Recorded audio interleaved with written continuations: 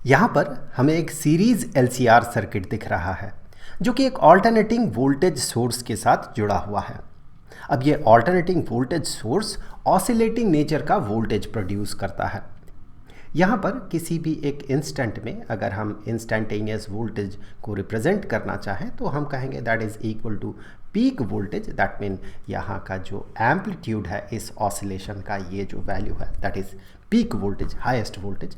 Peak voltage into sine का एक function, यहाँ पर ये होता है sine of omega t. T time को रिप्रेजेंट कर रहा है। यहाँ पर ये जो एक्सिस है हॉरिजॉन्टल एक्सिस टाइम का एक्सिस है, और इस केस में वर्टिकल एक्सिस जो वोल्टेज है वोल्टेज को रिप्रेजेंट कर रहा है। ओमेगा इस ऑसिलेशन का एंगुलर फ्रीक्वेंसी है। और यहाँ पर इस ऑसिलेटिंग वोल्टेज सोर्स के कारण इस सर्किट में एक करंट जनरेटेड होगा। करंट को हम कुछ इस तरह से रिप्रेजेंट कर सकते हैं। यहाँ पर अगर इंस्टैन्टेनियस करंट के लिए हम एक्सप्रेशन बनाए तो ये होता है जो पीक करंट है, मैक्सिमम करंट है, जो कि इस ऑसिलेशन का एम्पलीट्यूड होगा। पीक करंट इनटू यहाँ पर भी ये साइन का फंक्शन है sine of omega T plus phi. यहाँ पर ये जो फाई है, फाई इन दोनों फंक्शंस के बीच का जो फेज एंगल है, जो फेज डिफरेंस है, ये फेज डिफरेंस को रिप्रेजेंट कर रहा है फाई। तो इस फाई के लिए अगर हमने पिछले वीडियोस में देखा है कि अगर हम फॉर्मूला बनाते हैं तो ये होता है इन्वर्स टेंजेंट ऑफ एक्स सी, जो कि कैपेसिटिव रिएक्टेंस होता है इस कैपेसिटर का, माइनस एक्स एल जो कि इंडक्टिव रिएक्टेंस होता है इस इंडक्टर का, divided by resistance of this resistor. यहाँ पर हम मानते हैं कि बाकी जो कंपोनेंट्स है जैसे कि इंडक्टर है इसका कोई रेजिस्टेंस है नहीं, रेजिस्टेंस सिर्फ इस रेजिस्टर का है। यहाँ पर IM और VM जो है इन दोनों के बीच एक बहुत बेहतरीन रिलेशन होता है। वो ये कि ये जो IM होता है, this IM is equal to VM divided by Z।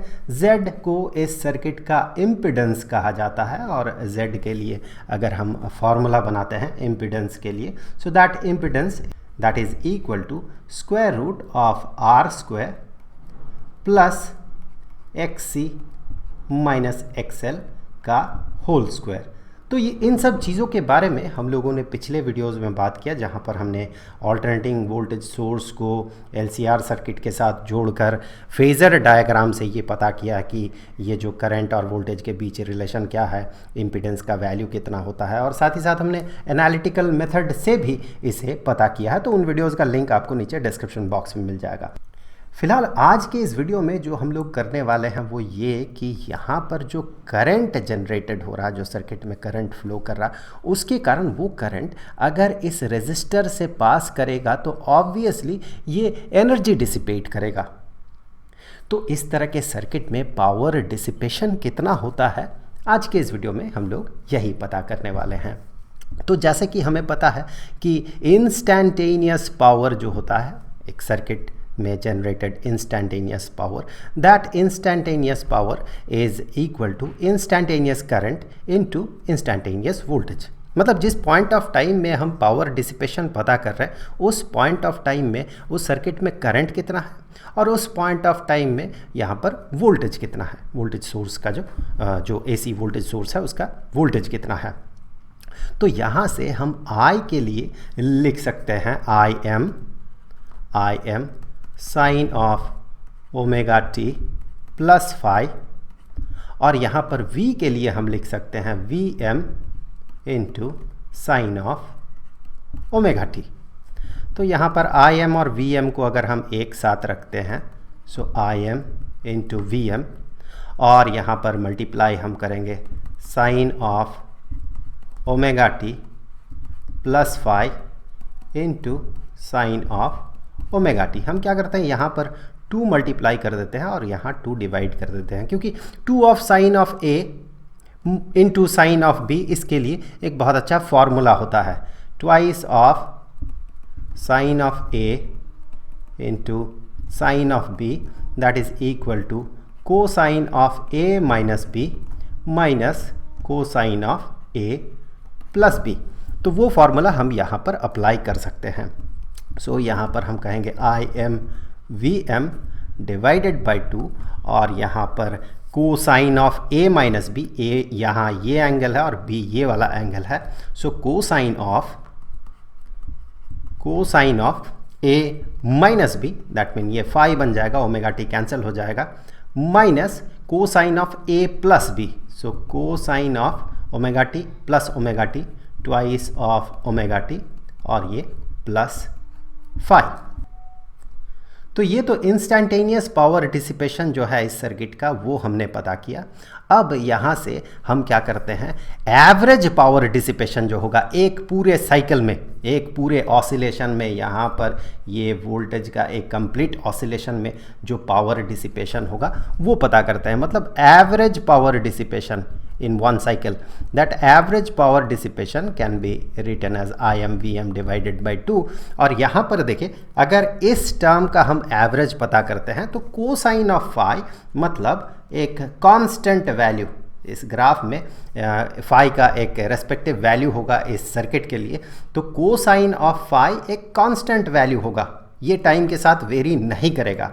और मान ले कि कोई ऑब्जेक्ट एक कांस्टेंट वेलोसिटी से मूव कर रहा है, तो अगर एक लंबे समय के लिए वो कांस्टेंट वेलोसिटी से मूव करे और उस टाइम पीरियड के लिए हम ये पता करें कि उसका एवरेज वेलोसिटी कितना होगा, तो वो उसी के बराबर होगा जिस वेलोसिटी से ये मूव कर रहा है। सेम लॉजिक लगा है यहाँ पर कि कोसाइन ऑफ फाई चूँकि एक कांस्टेंट वैल्यू है, तो एक पूरे साइकिल में जो एवरेज वैल्यू निकल के आएगा कोसाइन ऑफ फाई का, ये कोसाइन ऑफ फाई ही होगा। अब इस दूसरे वाले फंक्शन के लिए, दूसरे वाले टर्म के लिए अगर हम एवरेज निकालें, तो चूंकि ये कोसाइन का फंक्शन है और ये टाइम डिपेंडेंट फंक्शन है, तो ये हमें कुछ इस तरह का कोसाइन फंक्शन जो है इस तरह का हमें फंक्शन देगा, इस तरह का कोसाइन फंक्शन देगा। तो यहाँ पर एक ऑसिलेशन यहाँ पर इस तरह से कंप्लीट हो रहा, तो इस तरह से अगर आप देखें एवरेज निकालें कंप्लीट साइकिल का, तो एक कंप्लीट साइकिल का पॉजिटिव साइड में जितना वैल्यू निकल के आएगा, नेगेटिव साइड में भी उतना ही वैल्यू निकल के आएगा, तो एवरेज जो होगा एवरेज ज़ीरो होगा। सो इसी लॉजिक से हम यहाँ पर कहेंगे कि ये ज़ीरो हो जाएगा, एवरेज पावर डिलीवरी हम पता कर रहे हैं। So that will be equal to I M V M divided by 2 into cosine of phi. यहाँ पर हम I M V M divided by 2 जो है, इसे हम ऐसे भी लिख सकते हैं कि I M divided by square root of 2 into V M divided by square root of 2 और multiplied with cosine of phi. आप देखिए यहाँ पर ये जो I M divided by root 2 है, ये आर एम एस करंट है। So R M S current capital I से डिनोट कर रहे हैं हम लोग, और ये जो V M divided by root 2 है, ये आर एम एस वोल्टेज है, जो कि हमने आरएमएस, जब आरएमएस वोल्टेज के बारे में, आरएमएस करंट के बारे में हम जब पढ़ रहे थे उस वीडियो में इसके बारे में डिटेल्स में हमने बात किया है। उस वीडियो का भी लिंक आपको डिस्क्रिप्शन बॉक्स में मिल जाएगा। तो फिर यहाँ पर ये आरएमएस करंट है, ये आरएमएस वोल्टेज है, और साथ ही साथ ये कोसाइन ऑफ फाई मल्टीप्लाइड है। अब इसे एक और तरीके से भी रिप्रेजेंट किया जा सकता है। वो तरीका ये है कि यहाँ से अगर हम आते हैं तो ये बन जाएगा I M divided by root 2, और यहाँ पर वी एम को अगर आई एम से सब्सटीट्यूट करें, चूँकि हमें पता है कि आई एम जो है that is equal to V M divided by Z. यहाँ से देखिए ये V M divided by impedance, तो वही वाला वैल्यू अगर हम यहाँ पर वी एम के जगह सब्सटीट्यूट कर देते हैं, I M multiplied with Z equal to V M, so ये बन जाएगा I M Z divided by root 2 into cosine of phi. तो फिर देखें यहाँ पर हम कह सकते हैं कि दैट इज़ इक्वल टू, यही एवरेज पावर डिलीवरी जिसे कि हम ऐसे भी रिप्रेजेंट कर सकते हैं, that is equal to I M divided by square root of 2 is R M S current, R M S current का स्क्वायर, और यहाँ पर z और ये कोसाइन ऑफ फाई। तो इस तरीके से भी हम इसे रिप्रेजेंट कर सकते हैं, दो तरीके से हम इसे रिप्रेजेंट कर सकते हैं एवरेज पावर डिलीवरी जो है।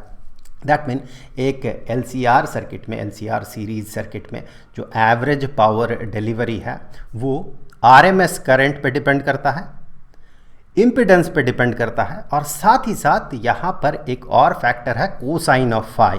इसके बारे में बात करने से पहले थोड़ा बहुत हम देख लेते हैं कि अगर एक सिर्फ रेजिस्टर जुड़ा हुआ रहे और इसे हम ऑल्टरनेटिंग वोल्टेज सोर्स के साथ कनेक्ट कर दे, इस रेजिस्टर का अगर रेजिस्टेंस R हुआ, तो इस केस में जो एवरेज पावर डिलीवरी होता है वो एवरेज पावर डिलीवरी होता है RMS करंट का स्क्वायर इनटू रेजिस्टेंस, इस रेजिस्टर का रेजिस्टेंस।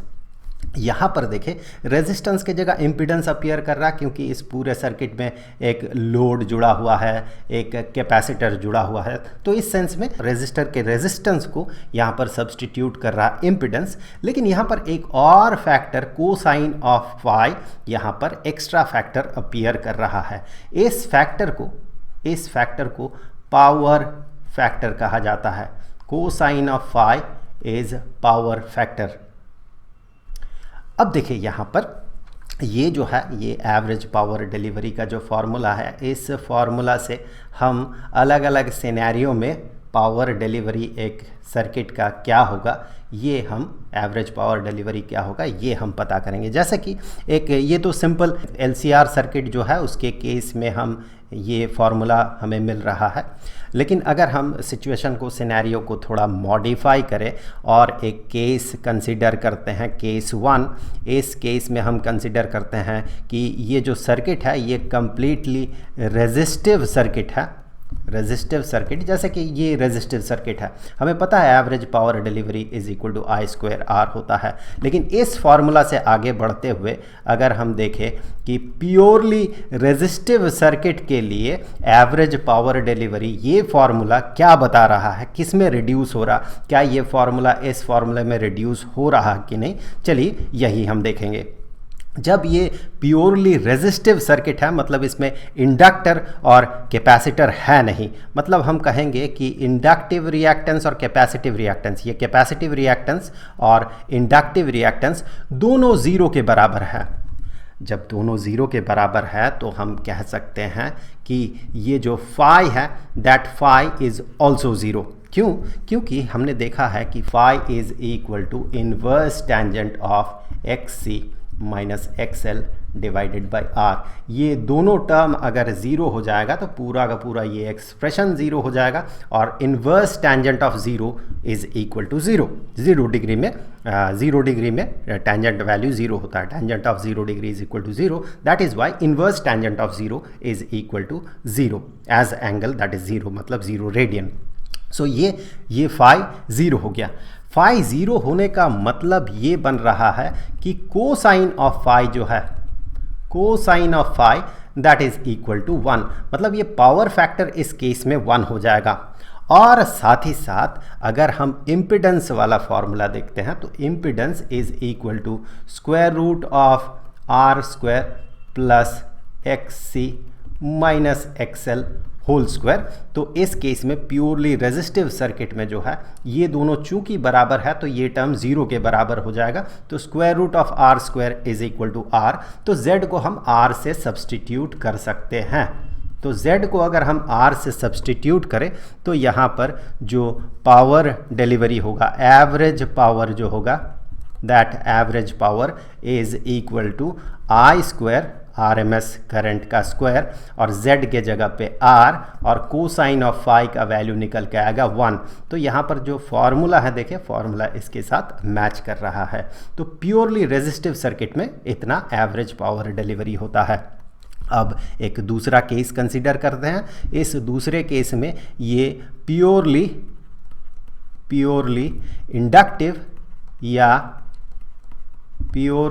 इंडक्टिव और कैपेसिटिव सर्किट है, कैपेसिटिव सर्किट, प्योरली इंडक्टिव या कैपेसिटिव सर्किट अगर हुआ तो उस केस में क्या होगा? उस केस में देखिए R का वैल्यू 0 होगा क्योंकि इसमें कोई रेजिस्टेंस होगा नहीं। सो ऐसे केस में कोई रेजिस्टेंस नहीं है तो R का वैल्यू हो गया 0। अब R का वैल्यू जब 0 होगा तो यहाँ पर ये जो टर्म हो जाएगा, ये टर्म इनफाइनाइट हो जाएगा। ये इनफाइनाइट हो जाएगा, तो inverse tangent of infinity that is 90 degree. Well यहाँ पर आपको लग सकता है कि टेंजेंट ऑफ 90 डिग्री अनडिफाइंड होता है। वो अनडिफाइंड इसलिए होता है क्योंकि अगर आप टेंजेंट के लिए ग्राफ देखें, ये -π/2 और ये π/2 और ये 0 है, तो टेंजेंट के लिए या टैन फंक्शन जो है, टेंजेंट फंक्शन है, इसके लिए अगर आप इस तरह का फंक्शन देखें तो ये फंक्शन कुछ ऐसा बनता है, इस तरह से बनता है, ऐसे बनता है। और अगर इस साइड में देखें ये इस तरह से नेगेटिव इन्फिनिटी की तरफ आता है। सो यहाँ पर 90 डिग्री जो है π/2 एंगल में अगर देखें तो टेंजेंट इस साइड से अगर देखें तो टेंजेंट का वैल्यू पॉजिटिव इन्फिनिटी होता है, और इस साइड से अगर देखें तो नेगेटिव इन्फिनिटी होता है। इसीलिए कहा जाता है कि tangent of 90 degree is undefined. लेकिन इन्वर्स टेंजेंट ऑफ इन्फिनिटी अगर आ रहा है, इसका मतलब ये डेफिनेट है कि वो जो एंगल है वो 90 डिग्री का एंगल है। तो ये जो वैल्यू निकल के आएगा 90 डिग्री निकल के आएगा। सो ये बताता है आगे कि ये जो फाई है, phi is equal to π/2। So cosine of phi जो है, कोसाइन ऑफ फाई इज़ 0, हमें पता है cosine of 90 degree is equal to 0। तो इस तरह के केस में पावर फैक्टर जो है ये 0 हो गया। पावर फैक्टर 0 होते साथ अगर आप फार्मूला देखें एवरेज पावर डिलीवरी का, I² into Z into cosine of phi, ये टर्म अगर 0 हो जाएगा तो एवरेज पावर डिलीवरी जो है ये 0 हो जाएगा। सो यहाँ पर power delivery, average power delivery 0 है। ये एक बड़ा ही इंटरेस्टिंग कंडीशन है। यहाँ पर आप देखें, अगर मान लें कि एक सर्किट है और इस सर्किट में एक इंडक्टर और एक कैपेसिटर जुड़ा हुआ है मान लें, या फिर सिर्फ एक इंडक्टर है या फिर सिर्फ एक कैपेसिटर है। यहाँ पर मुझे प्योरली इंडक्टिव या कैपेसिटिव नहीं कहना चाहिए था। अगर इंडक्टर के साथ कैपेसिटर भी जुड़ा हुआ रहे तो स्लैश लगा दे रहा हूँ, हो सकता है इंडक्टिव और कैपेसिटिव दोनों हो। तो ऐसे केस में होता ये है कि एनर्जी या पावर तो चाहिए होता है यहाँ पर इस इंडक्टर को और इस कैपेसिटर को। ये इंडक्टर जो है एनर्जी को स्टोर करता है मैग्नेटिक फील्ड के फॉर्म में, और ये जो कैपेसिटर है, कैपेसिटर इसे स्टोर करता है इलेक्ट्रिक फील्ड के फॉर्म में। अब ये ऑल्टरनेटिंग नेचर में एनर्जी को स्टोर करता है। ये जो मैग्नेटिक फील्ड के फॉर्म में एनर्जी को स्टोर करता है, धीरे धीरे वो उसे रिलीज़ भी करता है, उसे इलेक्ट्रिक करंट के तौर पे वो रिलीज़ करता है, और वो एनर्जी प्रोपगेट करके कैपेसिटर में आता है, और उस समय वो इलेक्ट्रिक फील्ड बनाता है। जिस समय मैग्नेटिक फील्ड इसका रिड्यूस होता है वही एनर्जी कन्वर्ट हो जाता है, और यहाँ पर उस समय इलेक्ट्रिक फील्ड बनने लगता है।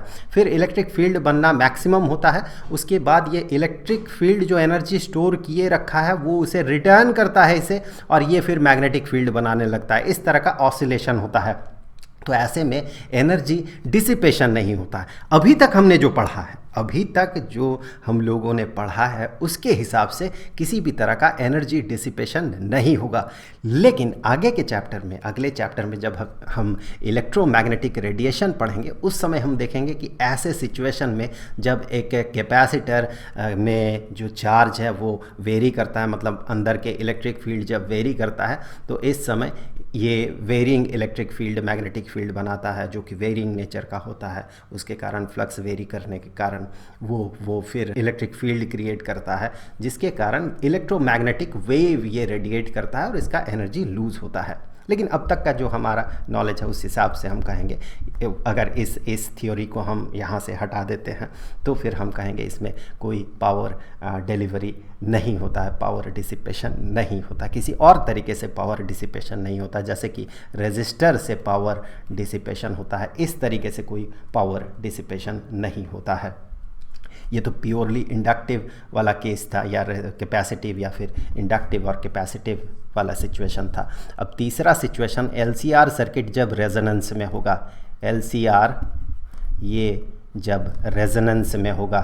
रेजोनेंस में होने का मतलब ये है कि XC और XL जो है ये एक दूसरे के बराबर है। XC और XL एक दूसरे के बराबर है। XC और XL एक दूसरे के बराबर होने का मतलब ये है, जैसा कि हमने देखा था phi is equal to inverse tangent of XC minus XL divided by R।